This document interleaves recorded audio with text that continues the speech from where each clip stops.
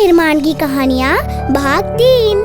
तो दोस्तों, आज की कहानी है भूत का भय। चलिए सुनते हैं। शिशिर को कहानी सुनने का बहुत शौक था। वो और उसकी बड़ी बहन शैव्या दोनों रात को दादी माँ को घेर लेते और कहते, दादी माँ हमें कहानी सुनाओ। कभी वे शेर की कहानी की फरमाइश करते तो कभी राक्षस की कहानी की। उनकी दादी माँ को सैकड़ों कहानियां याद थी।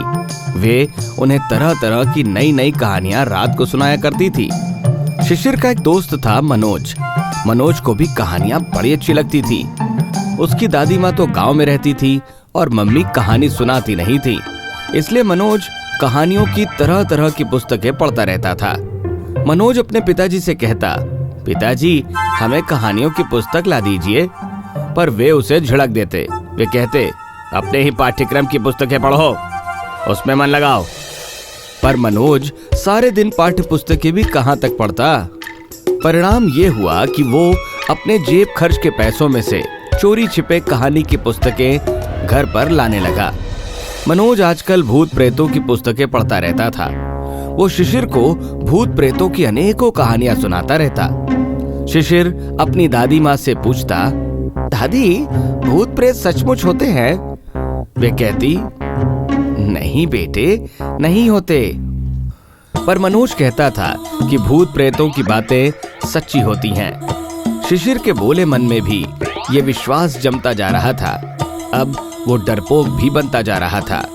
अंधेरे में जाने से उसे डर सा लगता। वो सोचता कहीं भूत ना आ जाए। अंधेरे कमरे में जाता तो शैव्या को साथ लेकर जाता।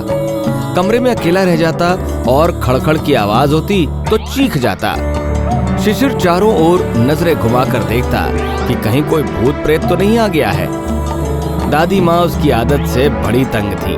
वे बार बार उसे समझाती थी कि डरपोक न बनो। उस समय तो वो उनकी बात मान लेता, पर बाद में फिर उसे डर लगने लगता। एक रात की बात है कि शिशिर की नींद आधी रात में खुली। उसे पेशाब करने के लिए बाहर जाना था। उसने अपनी बहन शैव्या को जगाया। शैव्या ने बिजली जलाई, पर जैसे ही उसने दरवाजा खोला तो बिजली गायब हो गई। अब तो शिशिर डर के मारे कांपने लगा। जैसे तैसे वो वापस लौटकर अंदर आया।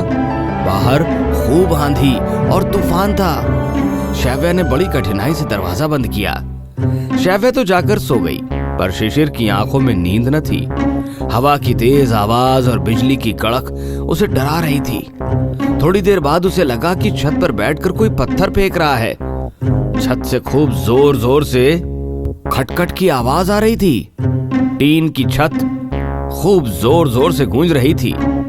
शिशिर डरकर शैव्या से लिपट गया। बड़ी मुश्किल से उसे नींद आई। नींद में उसे डरावने सपने आते रहे। सपने में उसने देखा कि एक काले रंग का भूत अपने बड़े बड़े दांत निकाले उसकी ओर दौड़ रहा है। वो चीख उठा। शिशिर की चीख सुनकर दादी माँ दौड़ी आई। उन्होंने देखा कि वो चारपाई पर पड़ा डर के मारे कांप रहा है। क्या बात है बेटे? उन्होंने शिशिर के सिर पर हाथ फिराते हुए पूछा। दादी माँ से लिपटते हुए शिशिर बोला, भूत। भूत? कहाँ है भूत? दादी ने पूछा। शिशिर ने सपने की सारी बात सुना दी। पर वो तो सपना था। तुम उल्टी सीधी बातें सोचते रहते हो ना, इसलिए तुम्हें वैसे ही सपने भी आते हैं। जो हम सोचते हैं वही सपने में देखते हैं। दादी शिशिर को समझा रही थी। पर भूत तो रात में ही आया था, सचमुच में आया था दादी। शिशिर कह रहा था। तुम्हें कैसे पता? क्या तुमने उसे देखा था? दादी माँ ने शिशिर से पूछा। नहीं दादी, वो हमारे कमरे की टीन की छत पर बैठा पत्थर फेंक रहा था, शिशिर ने बतलाया। दादी कुछ कुछ मुस्कुरा पड़ी।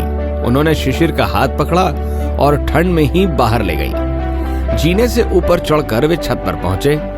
शिशिर ने वहां पर जाकर देखा कि अभी भी बड़े बड़े ओले जमे हुए पड़े हैं। दादी हंसकर शिशिर से बोली, देख रहे हो, रात में खटखट की आवाज किसकी हो रही थी? भूत प्रेत कुछ भी नहीं था, ओले बरस रहे थे, उनकी आवाज थी। शिशिर आंखें फाड़ फाड़ कर उन ओलों को देख रहा था। वो सोच रहा था कि उसकी सारी कल्पनाएं बेकार थी। अकारण ही वो इतना डरा था। दादी माँ खड़ी हुई अभी भी समझा रही थी, शिशिर बेटा, भूतों को मानना अंधविश्वास मात्र है। ऐसी बिना सिर पैर की बातों को मानने से कोई लाभ नहीं है। इससे हमारा आत्मविश्वास समाप्त होता है और भय की भावना बढ़ती है। आदमी कायर व डरपोक बनता है। कायर व्यक्ति कभी किसी काम में सफल नहीं होता। तुम बहादुर बनो, बेकार का डर छोड़ो। दादी की बात शिशिर की समझ में आ गई थी। अब उसे अंधेरे में जाने से डर नहीं लगता। भूत प्रेतों की कहानियों पर भी वो विश्वास नहीं करता। तो दोस्तों, ये थी आज की मनोरंजक और प्रेरणादायक कहानी। ऐसी कहानियों के लिए हमारे साथ जुड़े रहिए।